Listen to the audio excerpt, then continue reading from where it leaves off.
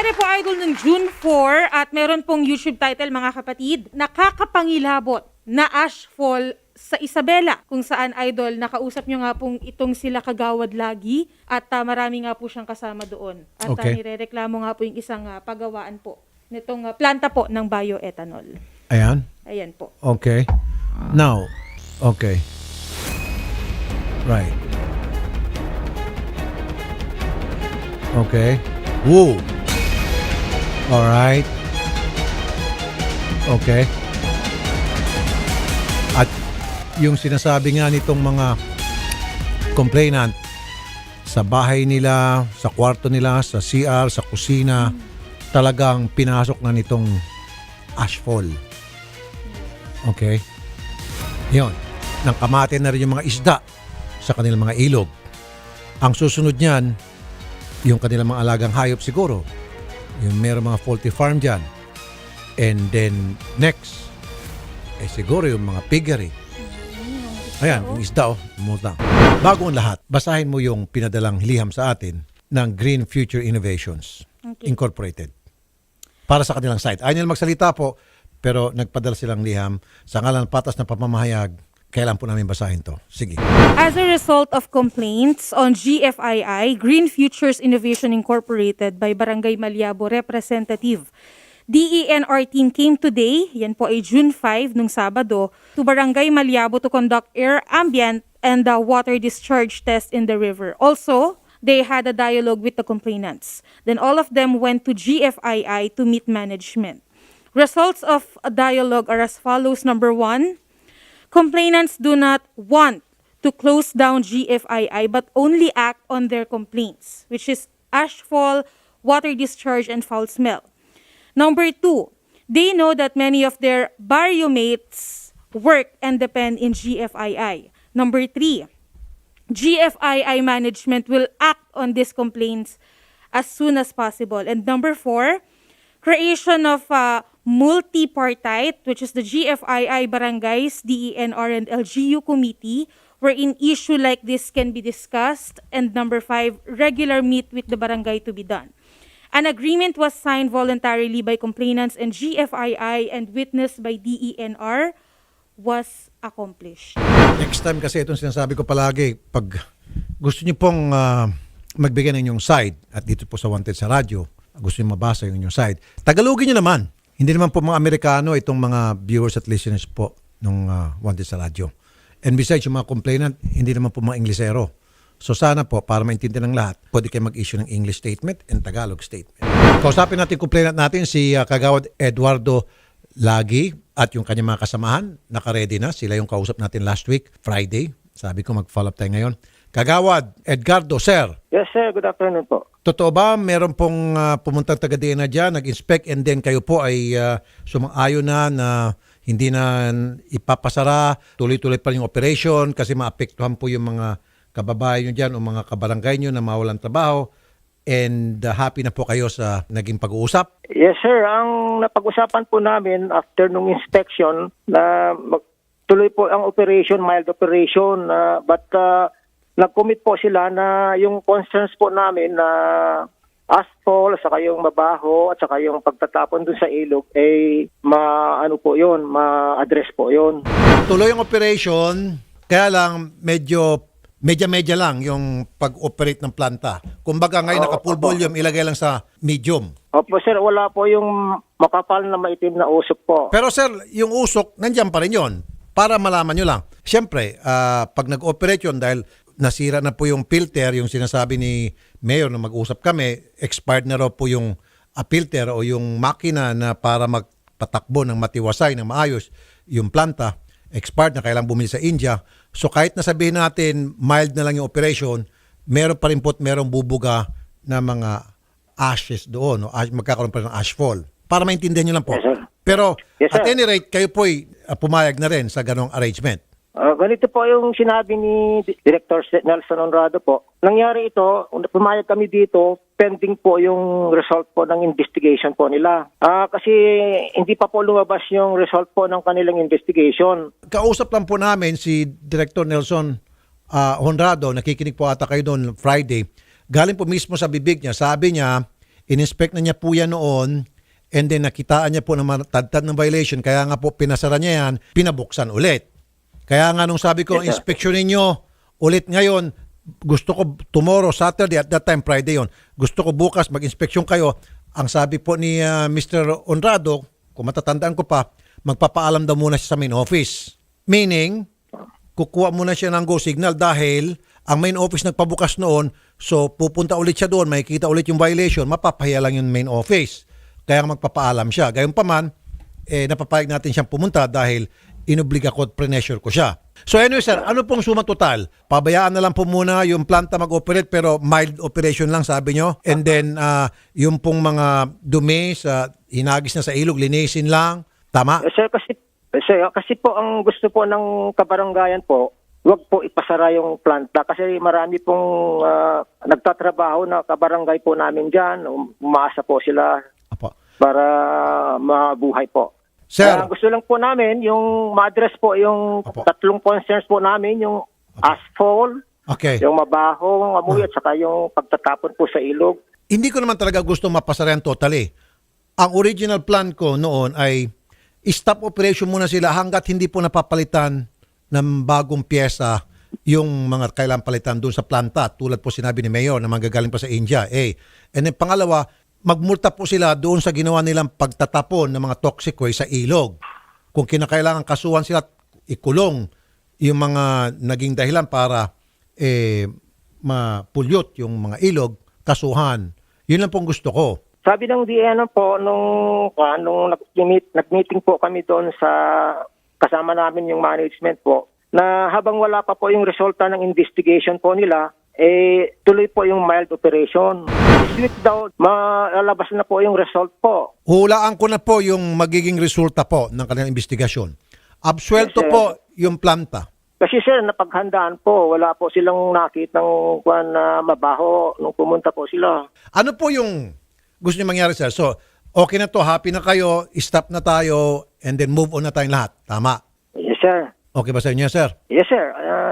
Yan po ang sir. As long as na yung napag-usapan po, tuparin po din nila. Pero kung halimbawa sir, maulit po uli yung pagbuga ng napakarami at saka yung mabaho, paano po ang gagawin po namin sir? Anong gagawin, sir? Kung halimbawa, nangako sila sa inyo na hindi na mangyari yun, at paano kung nangyari pa ulit, anong gagawin niyo po? Yes sir. Sa totoo lang po, ayoko po magkunwari kasi pag nagkunwari po ako, sir, mahalata eh. Parang wala na akong ganang tulungan po kayo. Wala nang gana na tumulong po sa inyo dahil kayo po inuto-uto itong planta. Sorry, sir, for the word. And then napaniwala kayo. I don't know kung ano po yung naging inyo pong arrangement while you were there. Kasama po yung DNR at nangako sila sa inyo ng langit at lupa. Hindi ko po alam. Basta, sige sir, kung happy po kayo sir, happy na ako, I'll stop. Ngayon, ang tanong mo, paano kung hindi nasunod yung pag-uusap at tuloy-tuloy pa rin sa pagpupulyot sa environment ito at ganun pa rin na yung inyo pong mga kabahayan ay lulusubin ng ash falls, mangkamatay po yung mga isda nyo, yung mga alaga nyong hayop, pwede ba kayong bubalik ulit sa akin? Medyo mati-turn off ako pero mapipilitan pa rin po akong tulungan kayo. Salamat, Although sir. sinabi ko na Maraming nakawalang gana pero I will still help you. thank you very much sir. Thank you. Ako po ay nananawagan kay Secretary Roy Simato. Secretary Simato, kayo po ay dating sundalo at dating general. Meron pong mga terorista, and I mean it in every sense of the word, meron pong mga tauhan kayo dyan sa loob ng DNR, Secretary Simato, na sympathizers po ng mga terorista. And I mean it in every sense of the word. They will be considered sympathizers of the terrorist or kasabwat po sila ng mga terorista. Totoo po yan. Ang tawag po sa grupo ng tao na naninira po ng kalikasan ay environmental terrorist. Dapat po ihilera yan sa mga extremist na mga terorista. Totoo po, itong mga environmental terrorist, mas masahol pa nga po ito kaysa sa mga extremist terrorist. Bakit kanyo? Itong mga extremist, papatay sila ng tao, sisira sila ng mga properties. Ito po yung environmental terrorist. Aba, mamamatay po yung mga tao, yung kalusugan ng mga tao at stake. Mamamatay po yung mga alagang hayop. mamamatay po yung isda, mamamatay po yung laman dagat, mamamatay po yung laman lupa, mamamatay po yung mga puno. It will cut the supply resources of the community. Yung resources kung saan kinukuha ng komunidad yung kanilang kabuhayan, mapuputol po yun. Then when that happens, there goes the threat sa internal security ng lugar. Why and how am I talking about internal security? Ganiri po yan. Kapag nasira po, dahil sa ginawa nito halimbawa ng planta, nasira po yung kalikasan at nakita naman natin, naghahagis ng toxic waste sa ilog. Mamamatay na po yung ilog, mamatay mga isda na inaasahan po ng mga fishermen na nangingisda po sa ilog. Mawawala na rin po yung source ng pagkukunan ng tubig ng mga residente. Pagliliguan, nag-iba, naliligo dyan. Mamamatay na rin po yung mga puno, yung mga halaman, yung mga pananim. Dahil toxic mo talaga yung pollution na nag-i-emit out of that planta. Mamamatay rin po later on yung mga alagang hayop, mga baboy, manok, kalabaw. And then, yung kalusugan po ng mga tao, malalagay sa peligro, magkakasakit, magkakanser, mamatay. 4 po. Now, kapag wala na po yung source of livelihood nito mga tao, ano po mangyari? Please follow me here. Ang unang mangyari, there will be backdown of peace and order. Why? Siyempre, ito po mga tao na nawala ng source of livelihood as a result of pollution, sinira po nitong planta yung kalikasan, mapipilitan pong pumasok sa illegal. Marami sa kanila kapit patalim. Yung iba, magbenta ng drugs. Yung iba, mapupunta sa trafficking, yung mga anak, prostitution. Yung iba, ang pinakamasaklap, papasok po yan sa NPA. Diba? Kasi pupunta sila sa mga taga-gobyerno, sa mga kinaukulan para i-address yung kanilang problem. Nagugutom na sila dahil wala na silang source of livelihood. Tinatabla silang gobyerno. Then, anong gagawin ng mga taong ito? As a last resort, they will go to the NPA. They will run to the NPA. Ang bukod pa dyan, the NPA will give them jobs. Itong sinasabi ko na ito pong environmental terrorism is a threat to our internal security na dapat po ma-address to. Na dapat po meron tayong batas na ipasa na isama po itong mga environmental terrorist bilang mga regular terrorist na dapat bitay din po ang ikaso sa mga ito. Tulad na lang po itong planta dyan sa San Mariano, Isabela na sinisira po yung kalikasan. Yung tubig, laman lupa, laman dagat, and kabuhay ng mga tao at maging po yung buhay ng mga tao nalalagay po sa peligro. In fact, meron na nga po talagang findings ang Region 2 ng DNR na maratagdad ng violation kaya nga po pinasara at the same time kinasuhan. Anong ginawa po dyan sa main office, Secretary Simato, yung mataga-adjudication? Binuksan! Bakit pinabuksan? Come on guys, alam naman siguro natin ang dahilan kung bakit pinabuksan. Diba? Ngayon, nung pinabuksan, ano ang naging sistema? The people nagsasuffer na naman. And patuloy na magsasuffer just because some idiot, stupid, moron dyan sa DNR o mukhang pera dyan sa DNR pinairal yung kanilang katakawan sa pera with disregard doon sa welfare ng komunidad, ng environment. Totoo po yan. These are environmental terrorists. At sa mahabang panahon, namamayagpag po yung mga sympathizers po ng mga terorista dyan sa loob ng DNR. It's about time siguro, Secretary Simato, lifestyle check mo yung mga tauhan mo dyan sa DNR. Ang dami mayaman dyan. Ilan na po nga puno na napuputol dahil sa illegal logging. Ilan na po yung mga ilog ang mga namatay na. Ilan na po mga hayop na nang kamatay dahil sa environmental terrorist na ito. And yet, DNR is not doing anything. As a matter of fact, kinukonsinti pa by way of giving them second chance to open again instead na dapat magkaso. Wala pa ako narinig na yung DNR nagkaso sa mga environmental terrorists. Wala pa. Wala pa talaga. Walang nakakasuhan. Ang alam ko, matatandaan ko, many years ago, may nakasuhan yung mga tauhan ng planta na naghagis ng toxic waste. Nakita, caught in the act. Yun yung kinasuhan.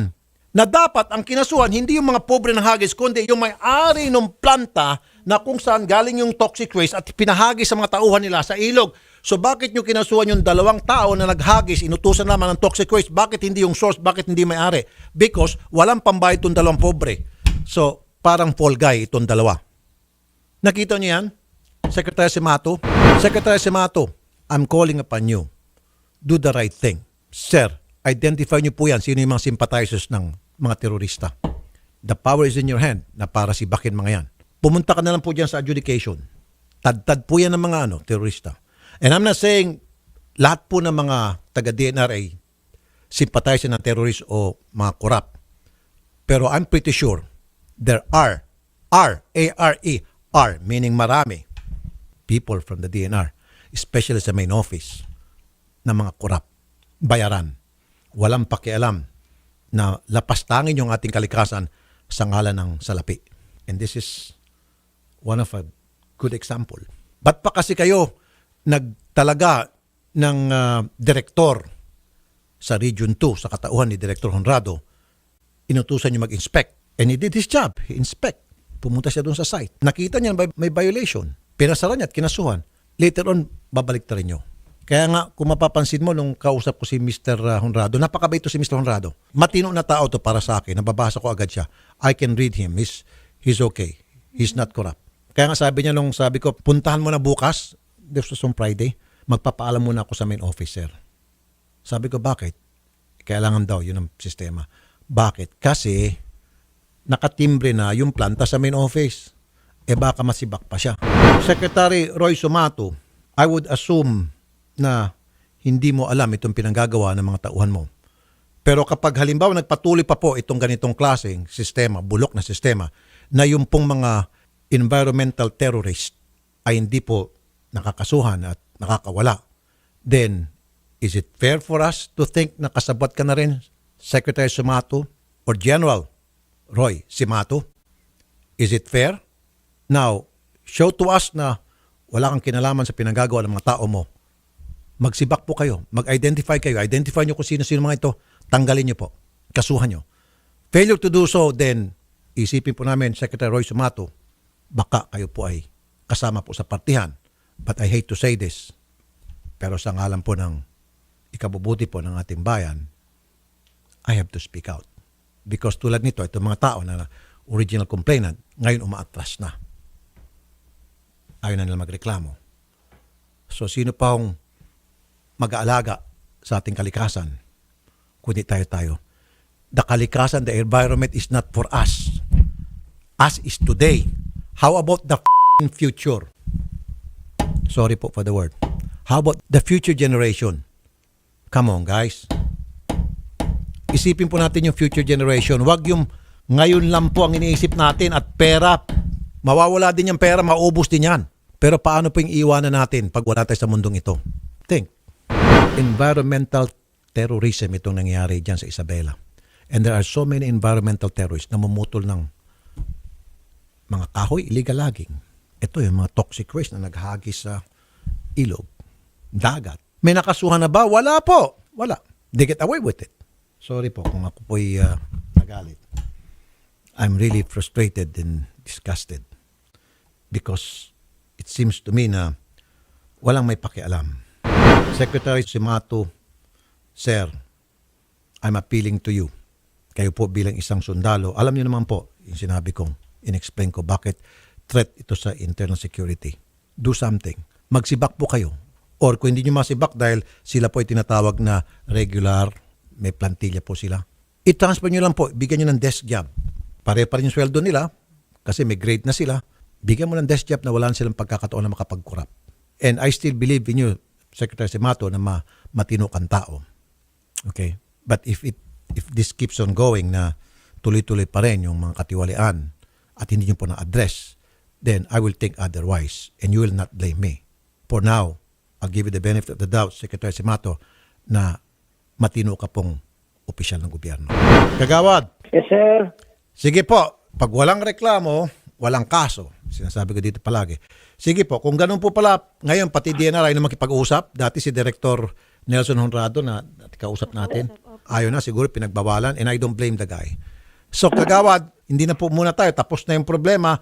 Kapag halimbawa, naulit pa ulit kanyo, sige po, balik kayo sa akin. Although frustrated po ako, masama ang loob ko, pero alang-alang po sa kalikasan natin, alang-alang po sa future generation, I will still help you. Nanggigigil po ako ngayon, sir. Promise, nanggigigil po ako. Talagang gusto ko mapasara to. Nung una, sir, ang gusto ko, temporary stop operation. Yun lang po ang unang gusto ko. Pero, sir, Nung gumawa po kami ng research, nakita po namin yung naging masamang epekto nitong planta sa environment. Maliban na lang, sir, kung overnight maayos nilang problema and then pagbayaran nila.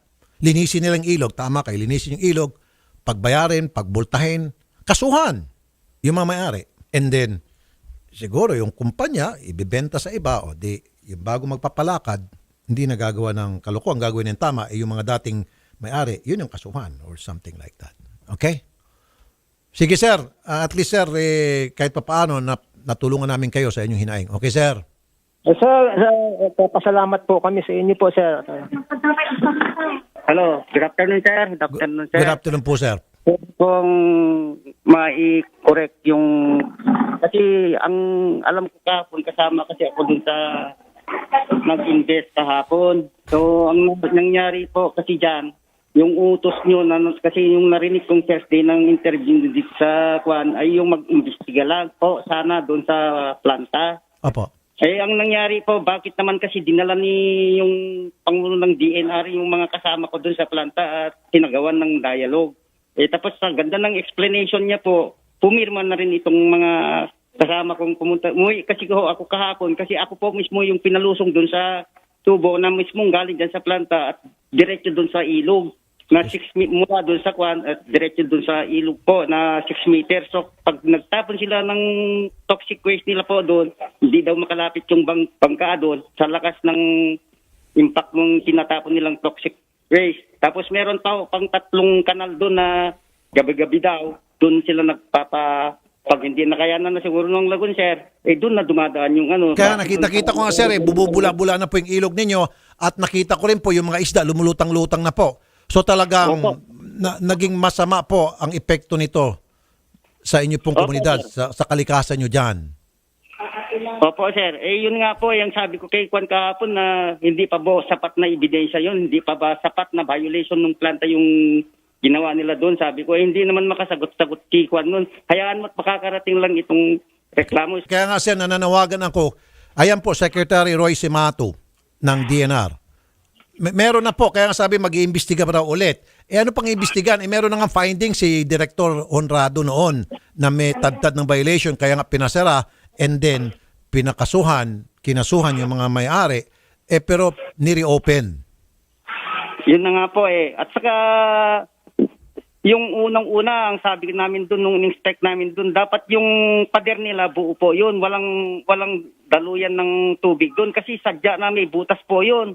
Para doon nadala yung mga toxic waste, papuntang ilog.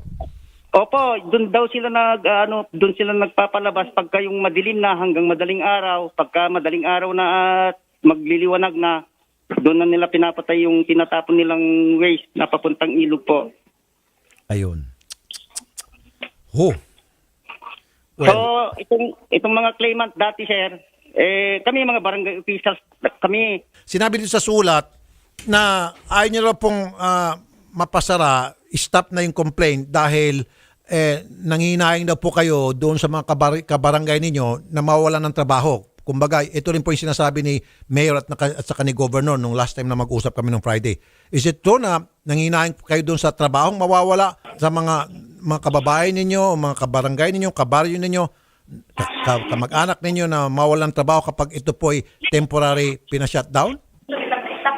Opo, kaya lang po, ang Kwan kasi dyan, ang dating nung inilapit namin kay Sir Kwan yan, kay Mayor po yan, basta at sinabi niya sa amin, nung inilapit na namin yan dahil sa dami na ng complaint dito, na kami ang pinagsasabihan na kami mga barangay officials, wala na po daw kaming magagawa. Pero sa katotohanan po, inilapit namin po ito kay Mayor. Ang sabi niya kasi kasagsagan ng harvest at saka yung sa operation. So, ang alam ko po dyan, may nabanggit siya noon na by August, magsa-shutdown po. Doon yata maglilinis at magre-repair doon sa mga sira. Kaso naman itong mga kabarangayan ko na talaga po, hindi na talaga kami makatiis. Okay. Sir, umirma po kayo Sige. Maliban na lang, sir, kung bawiin yung pirma ninyo, then start all over tayo, walang problema. Yun inaapay lang nga nitong ako nga yung ginawa nilang magsabi po sa Spokesperson. inyo na... Kaso yung katabi niyo po si Kagawad, sabi ni Kagawad, wag na raw, happy na siya. Sir John. Yun, Kagawad, happy ka na ba Kagawad? hindi ka mo. Ito ay balik ko sa kanya, sir. Pero Sabi ni Kagawad kanina, happy na siya. Wag na, edi. Anong Kagawad? Fight! Ako po, hindi. Ang sa amin, ang complainant po, nagagalit. Ang mga complainant po, nagagalit. Bakit sabi ni Kagawad, wag na raw? Paano, Kagawad? Hindi. Ikaw lang pa magtapos-ipasang mo. Sir, hindi po namin tinitigil po yung complaint namin. Sabi kasi ng DNR noon, yung agreement na yun is hanggat hindi pa lumalabas po yung result po ng investigation nila.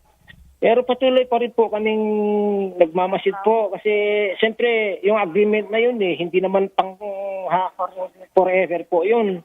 Sige sir, ganito na lang sir. Pagbigyan ko kay sir, hintayin natin yung resulta ng investigation, pero we'll give it sir until Friday. Pag wala pa rin po yung resulta ng investigation, then ibig sabihin, siguro sir maniniwala na kayo sa akin, meron ng milagrong ginagawa doon sa DNR. You agree? Therefore, ituloy po natin yung reklamo. You agree sir? Ipasara po natin. Agree? Sir?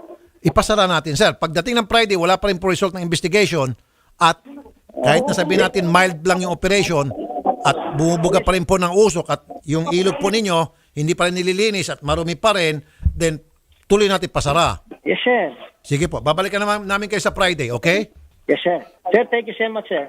Walang problema po. Salamat po, Kagawad. Salamat po, Mr. John. Hello po. Sir. Sir, gusto lang ho namin madagdagan po yung information po. Ano po idadagdag po ninyong information, sir? Sir, yung tatlong concern ho namin kasi, nung dumating ang EMB Regional Director kasama yung team niya, nag-inspect nga ho sila doon sa utos niyo, nag-inspect naman talaga sila. Opo. Kaya lang nga, siyempre nag-inspect ho sila, nalaman nila na may mag-i-inspect, so clear. Wala hong amoy, wala hong nagtapon ng waste, wala hong ashes, kasi nga, na-minimize ho yung kanilang operation dahil may inspection. So, ang sabi ko kay Regional Director... How about yung mga ilog, sir? Yung mga ilog, hanggang ngayon ba polluted pa rin o nilinis na nila? Okay na, sir eh. Umayos na. Umayos na. Maganda na ho yung tubig. Kaya na ho bang maligo doon sa ilog na yon? Pwede na, sir. Pwede na. Actually... Yung mga isda, hindi na lumulutang-lutang na patay? Hindi na, sir. Hindi na. Kaya nga sabi ko, sir, kaya naman pala nilang gawan ng paraan yon. Umabot pa ho kami sa punto na nagreklamo ho sa inyo. Ang sabi ko kay RD, yung physical appearance ng physical evidences na nakita niya mismo dito sa barangay, community center namin, hindi pa ba sapat na magsasabing may violation sila? Ngayon, hindi ho kami nagpapasara. Nagsasabi lang ho kami ng mga nangyayari dito. It's up to DANR kung ano yung nakikita ho nila. Kung sa tingin nila may violation, so sila yung magpapasara, hindi ho kami. Kasi alam niyo, sir, ngayon, ang daming galit sa amin. Bakit kami nagreklamo? Maraming mawawalan ng trabaho. Sir, pinasara na po yan ni Director Nelson Honrado. In fact, kinasuhan na po yung mga mayari ng planta. Kaya lang nga po, yung pumayari ng planta, umapila sa main office at pinabuksan po ng main office. Ngayon, sir, ito siguro si Mr. Honrado, Director Honrado, baka pinagsabihan na po sa main office. Baka pinagmumura, baka pinashut up, baka yung bibig ay kinumos-kumos. Ay, masyado kang paepal dyan kay Tulpo. Ha? Siguro, baka mamaya may kasama pang sampal. Hindi, ito ay ginagawa ko nilang biro para naman hindi tayo lahat maging rito, may stress. Hindi naman siguro. Baka napagsabihin lang to si Director Honrado kasi si Director Honrado kanina pumayag makipag-usap sa atin. Ngayon ayaw na niya. Ring na lang kanyang telepono. Sige po sir. Ganun lang po sir. Until Friday sir, babalikan namin kayo. Yes, sir. Sige po, sir. Sige Okay? po. Sige po. Salamat po sir ha. Salamat din po, sir. Salamat din po. Kaya na magreklamo. Sila naman yung maapektuhan talaga dyan. Then, of course, ano pang gagawin natin? Umatras na sila. Ang gagawin natin. nagtataka kayo kung bakit hindi kayo nabibigyan ng notifications from Raffy Tulfo in Action YouTube channel, make sure po na pindutin niyo po yung bell button dyan sa gilid. Select niyo po yung all para lagi po kayong updated sa mga latest videos ng Raffy Tulfo in Action.